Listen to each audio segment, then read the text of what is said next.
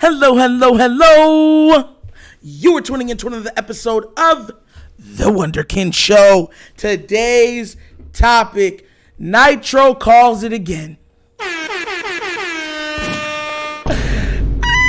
Listen, so yesterday I had a lot of people in my comment section going crazy saying that Lamar had a big reason why that this guy named Todd Monken was chosen.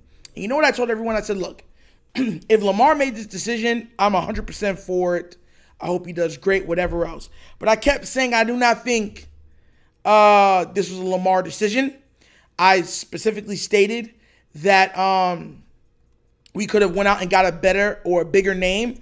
And I felt the reason why we didn't get a bigger name, right, was because they couldn't assure the other big name coordinators, right, that Lamar Jackson would be there.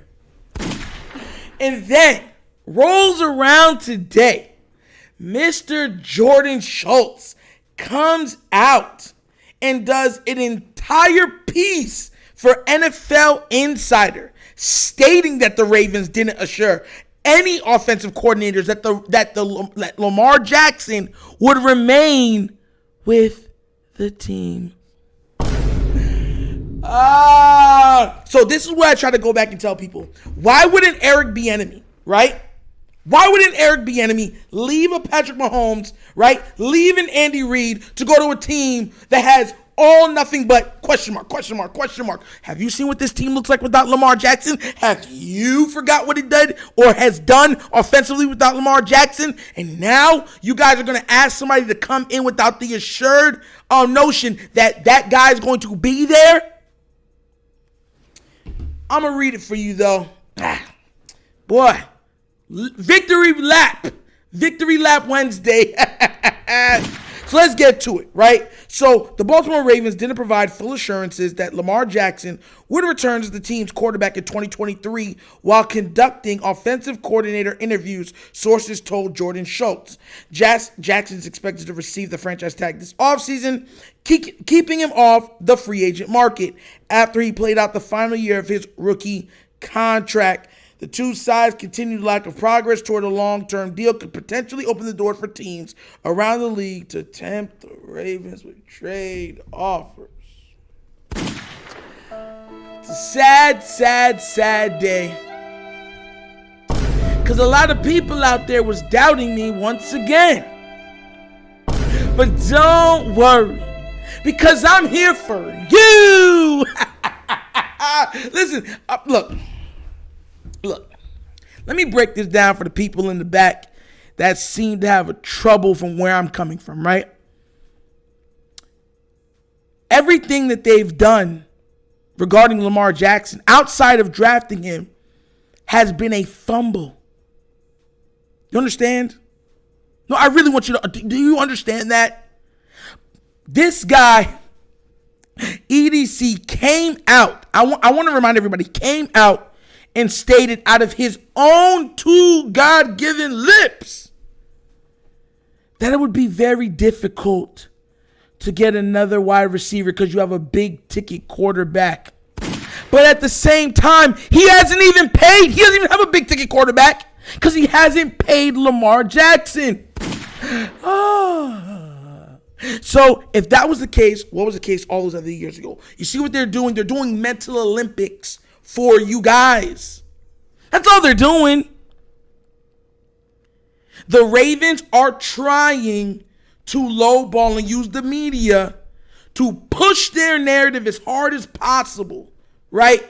So that if they lose Lamar Jackson and they come out on the back, then fans won't say this is your fault. You're stupid. How didn't you know this wouldn't happen? They don't want that to happen. They want to continue to get your dollars. And they know that if Lamar Jackson leaves, right, and says, you know what? I'm tired of running through these hoops for y'all. I'm tired of jumping over these cliffs for y'all. I'm tired of bumping my head against this wall for y'all. I'm done. Trade me. They don't want the backlash from fandom. They don't want that bird call from the Ravens flock to be in their direction. You see, I keep trying to tell y'all this, man. This is the Ravens being the Ravens. Listen, why this report doesn't surprise me, right? And here's the thing. I know how you're going to try to, because I know there's some people that's going to watch to try to narrate it somewhere else, right? Because they're going to say, well, we don't know if that report is true. If that report is not true, right? And it could be a lie. It could be. Then you should believe nothing coming out until it's solidified. But what I'm asking everybody to do is to look at the history and to look at the choices made by this organization. It's not hard to take off your purple colored sunglasses off your face. It's not hard. Just take them off. Take them off and listen to reason. A lot of fans are not against anything the Ravens do because they do not like Lamar. There's a large faction inside of this fan base that wants him gone. They don't even care if he goes somewhere else and succeeds. They just don't want him as their quarterback. Do you know why? Because he doesn't look and sound how they think a quarterback should sound. And they cover up all of these things that the Ravens do. Say, oh, the Ravens are doing a great job. It's him. No matter what happens, it's always him. It's always him. After everything is transpired the last 2 years, usually it would work against the player. No. It has done nothing but progressively uplift Lamar to even further heights. Because there's two things. There's two things I want to touch on. The general manager for the Eagles came out and said sometimes us general managers got to get out of our own way. Sometimes we have to admit when we've done a bad job. Sometimes we have to, take it on the chin and say, you know what, we could have done this a little differently and move forward and try to give these guys the best weapons possible. He came out and said that in an interview. And as a Raven fan, I sat there laughing. Because our front office has done nothing to help this player evolve, grow, or help elongate his career long term. And this is why I always tell people, I don't try to be, everyone says I'm pro Lamar. You got to understand this. It's quite logical, actually. Lamar Jackson is a top 3 quarterback. I don't care which way you slice and dice it. When he's on the field, right, the only quarterback I have over him is Patrick. And that's because of accolades. Patrick has 2 Super Bowls, 2 MVPs, 2 5,000-yard passing seasons. Like, the accolades speak for themselves. The success speaks for themselves. But Lamar Jackson has led this league in passing touchdowns. He is the second winningest quarterback in the league outside of Patrick Mahomes. He's won an MVP in the league with Patrick Mahomes. When Patrick Mahomes had a Tyreek Hill also on his roster. So it's one of those things. It's like they've done so much to diminish his value when the inherent value in which he holds has done nothing but been solidified by his absence. The Ravens offense with the easiest schedule in the league barely averaged 13 points a game against teams the other teams are scoring 30 against, 40 against. We couldn't muster 13 points. And some Raven fans hate Lamar so much that they'd rather go back to that than have to deal with him. Because they've drank the Kool-Aid for so long that their taste buds can't taste nothing else. can't taste nothing else. I'm gonna play this little snippet real quick of Howie Roseman talking about the quarterback position and how, as a general manager, you try to help it real quick. This is what I was bringing up just a second ago, right? Remember I said he said this out of his own mouth. Check this out of what he said real quick, right? And tell me if I'm tripping. Right, here it goes. Look at ourselves as guys who help run. You ready? Here it goes. I think a lot of times we got to look at ourselves as guys who help run teams about what are we doing to give that guy the best opportunity. And so if you don't surround him with a great offensive line, if you don't have good skill guys to help him out, if you make it a one-man show, you just put so much on that guy's plate. That's a hard thing to do. And so, we got to take responsibility as well to make sure that we're doing the right things for our young quarterback here. And we wanted to make sure that whatever Jalen's potential was, we saw that, and the way to do that is to make sure he was surrounded by talent. You see what I'm saying? You see how he knew what was wrong? Yeah, that's out of the best GM's mouth in the league. Common sense. Because last year, there was a lot of people that didn't think Jalen Hurts should be a quarterback. There's a lot of people that didn't think he could be an MVP candidate. There's a lot of people that didn't think he could throw. There's a lot of people that said he was he shouldn't be a QB in this league. Where are those people now? Huh? Where? Shut up. See, you guys will not like facts or truth because it derails your point of emphasis that you don't want Lamar no matter what he does. And here's the even more intelligent part, right? This is another part. I'm going to make sure I get it for you to read out of it, right? Because I've been trying to tell everybody this is the stupidity of the Ravens. Once again, this is the Ravens, right? When you wait, all you're going to do is have to pay more money, right? So it came out today, right? It came out today that Justin Herbert's contract extension is projected at 5 years, $262 million at $52.4 million per year, with over $200 million in guaranteed, meaning 76.34% of the contract would be guaranteed. For a guy that has never won a playoff game, for a guy that's just made the playoffs once.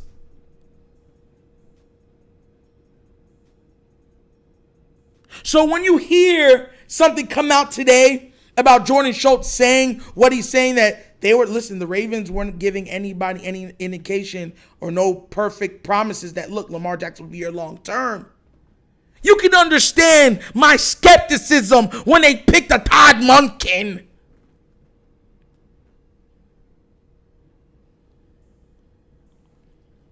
And they keep doing the same thing. You ever dealt with a child that you be like, look, don't do this. And they do it once and you're like, look, I told you don't do it. And they do it again and you're like, I warned you twice, and they do it again.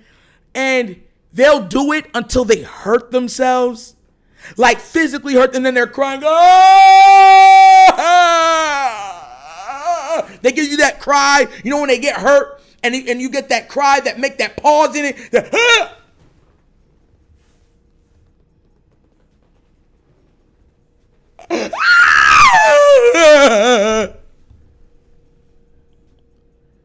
And you look at them like, I told you 3 times. I told you even a 4th time. Well, that's what happens. You don't hold this. Oh, come here, booby, come here. Let me hold you. Oh, don't cry. You don't deserve it. No, you say, now you've learned your lesson. Now you've learned. You know what that's called? Because I tell everybody this, for every action, there's a reaction. There's consequences to your actions. And we're living in a world right now where people don't like to accept consequences, no matter what they do. And this team has made so many bad decisions that so many smart people were looking at them like, are you outside of your mind? And the fan base has backed up every single one of them. Who didn't know not paying a QB early would mean that you have to pay that more going forward? Who didn't know that this team was Lamar-centric after his second year, after the MVP year, after his third year? Who didn't know that? You could have had him signed. But you know what you tried to do? You tried to lowball him because you thought, oh, he doesn't have an agent. We can take advantage of this. And Lamar Jackson sat by smiling at you guys with the nicest smile ever and said, I'm not going to take that. Why would I take a contract like that? No, I'm okay. To where now the market is going to force you to pay this man so much more than you even had to. I want you to understand this right now. Josh Allen's contract, the one that you did, remember, people were saying, just give him the Josh Allen contract. You didn't want to give him that. Now you would kiss the ground to get him to sign that contract now. Because somehow you had no foresight to know this. So why do I believe Todd Monken? And for everybody that's like, oh, this was such a great move. Todd Monken, whoop-de-doo, this, yeah. Shaking it up, right? If Todd Monken was their first decision, right? Or the guy, because remember, they interviewed him a little back, right? Why wait so long to hire him? They could have been hired him. You don't get the mental gymnastics that they're doing with y'all? They could have been hired him. That means that they were conducting other interviews with other people that they thought were better, but the other people said, nah, Lamar might not be there. Why would I go to that situation when I might get a rookie quarterback that might stink? It seems to be that Raven fans truly do think that quarterbacks are easy to come by. And I'm going to close on this. If Lamar Jackson isn't worth it, right? Think about this real quick. If he's not worth it, why are so many other teams willing to give up all of that draft capital that EDC finds so important more than anything else for him? Think about it. If you had something in your house, right? If you had something in your house right now and you were going to throw it away, and somebody, as soon as you put it, someone ran, multiple people started running. Oh my God, no, I want it. And you're like, I tell you what, I'll give it to you for $20. I'll give it to you for $40. Here goes $40. Wouldn't that put it in your mind that maybe that thing that you put out is worth more than you thought? Huh? But see, a lot of people don't go with that notion. They don't deal in the common sense thing because common sense isn't equitable in the real world these days. If a team is willing to give you 3 or 4 number ones for a player, his importance should hit so many fans like, bro, if somebody's worth 3 number ones, we probably shouldn't get rid of them. Because I want y'all to understand this. Go back through the draft for the last 50 years. How many top-level quarterbacks were drafted in the first round? How many? Just go back and look. Quarterback has been a hit or miss from the inception of the NFL. How many quarterbacks that people misdiagnosed that he's never going to be that person and stuff like that? It turned out to be the best quarterback. How many quarterbacks that so many people were so sure on missed? How many quarterbacks that people were so down on hit? Where was Tom Brady drafted? Where was Russell Wilson drafted? Where was Aaron Rodgers drafted? Where was Brett Favre drafted?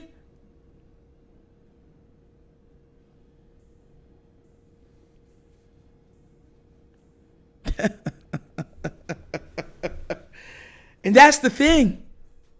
You might put your franchise in a place of a 20-year sentence of not having a good QB, maybe 30. And you're willing to do that. It's a sad, sad day to be a fan for the Baltimore Ravens today. And that's another episode of The Wunderkind Show. Hey, listen, man, you guys are so incredible. Thank you for watching. You could be anywhere else in the world, but you're here with me, and you do know, down from the bottom of my heart, I appreciate that. For anybody that's new, please do remember, like, subscribe, hit that notification bell, and leave a comment, because I love talking to you. No, we have great conversations, and listen, you don't have to agree with everything that I say. That's why we have debates in the comments section. Just be respectful to other people's different propositions of where you're at, and we have no problems. And if you would like to help this platform grow monetarily, at the bottom of the screen is a QR code, and the description code is the Cash App for that QR code. $, The Wunderkind Show. So once again, this is The Wunderkind Show. This is your host, Nitro, signing off. And as always, you guys knows my slogan. Peace. And I'm out of here. Yep.